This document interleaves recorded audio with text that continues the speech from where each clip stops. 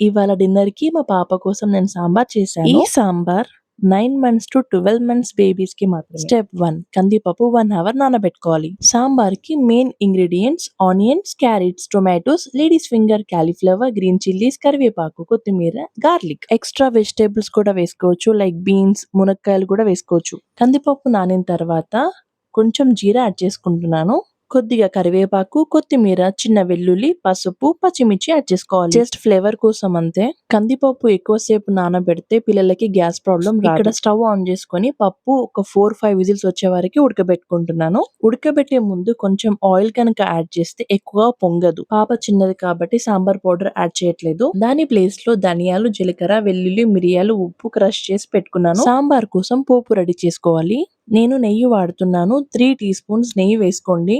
మా పాప కోసం నేను ఏ ఫుడ్ ప్రిపేర్ చేసినా ఆయిల్ యూస్ చేయను. ఓన్లీ నెయ్యే వాడతాను. ఆయిల్ కన్నా నెయ్యి చాలా మంచిది పిల్లలకి.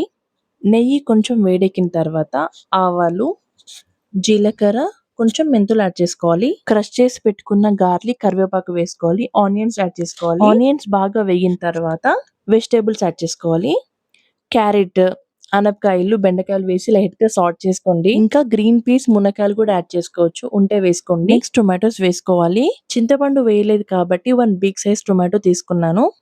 టొమాటోస్ వేగిన తర్వాత కొంచెం సాల్ట్ యాడ్ చేసుకొని ఇందాక క్రష్ చేసి పెట్టుకున్న ధనియాలు, జీలకర్ర, వెల్లుల్లి ఉంది కదా అది వేసుకోవాలి.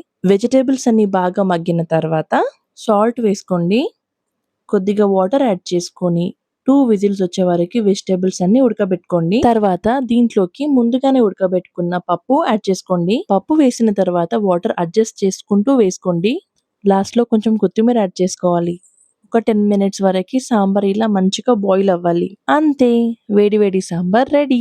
ఎప్పుడు రొటీన్ ఫుడ్ కాకుండా అప్పుడప్పుడు సాంబార్ చేసి పెట్టండి, చాలా బాగుంటుంది. ఈ సాంబార్ ఇడ్లీలోకి, రైస్ లోకి ఇంకా బాగుంటుంది. ఓకే, బాయ్ మరి.